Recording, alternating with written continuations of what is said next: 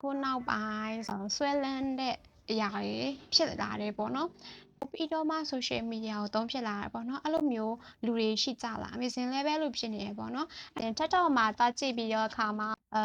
ကိုက social media ကိုဆွဲလန်းနေတာမဟုတ်ဘဲနဲ့ social media ကနေပြီးတော့မှကိုကိုဆွဲလန်းအောင်လုပ်ထားတယ်ဆိုတာမစင်သိခဲ့ရပါဘောเนาะဒါကြောင့်မလို့social media ကိုဆွဲလန်းအောင်လုပ်ထားတာဖြစ်တဲ့အတွက်ကိုကနေ social media ကိုဘလောက်ဘယ်နှစ်နာရီကနေဘယ်နှစ်နာရီထက်သုံးမယ်ဆိုတာကိုမစင်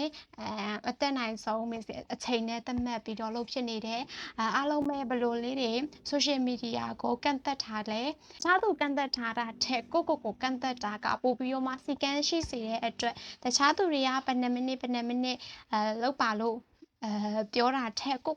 ဘယ်နှမိနစ်လောက်လုပ်မယ်ဆိုတာကန့်သက်ကြည့်ပါလို့မစင်တိုက်တွန်းချင်တယ်။မစင်ကိုယ်တိုင်လည်း social media ကိုမနဲ့မိုးလင်းတာနဲ့အနည်းဆုံး2နာရီမသုံးဖြစ်အောင်လို့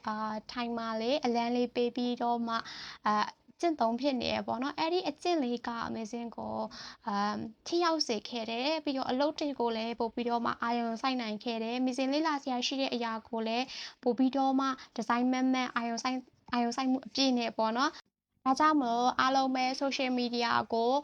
ဆွဲလန်းတယ်လို့မျိုးခံစားနေရလား။ social media ဆွဲလန်းနေရမဟုတ်ဘဲနဲ့ social media ကိုဆွဲလန်းအောင်လုပ်ထားတာဖြစ်လို့အားလုံးပဲဘလိုနည်းတွေနဲ့လုပ်ဖြစ်နေလဲဘယ်လိုနီးလန်းတွေနဲ့ကိုပေါ့နော်အလေးချင်းတွေနဲ့လုပ်ဖြစ်နေလဲဆိုတာကို missing ကို comment မှာရေးသွားပေးပါဦး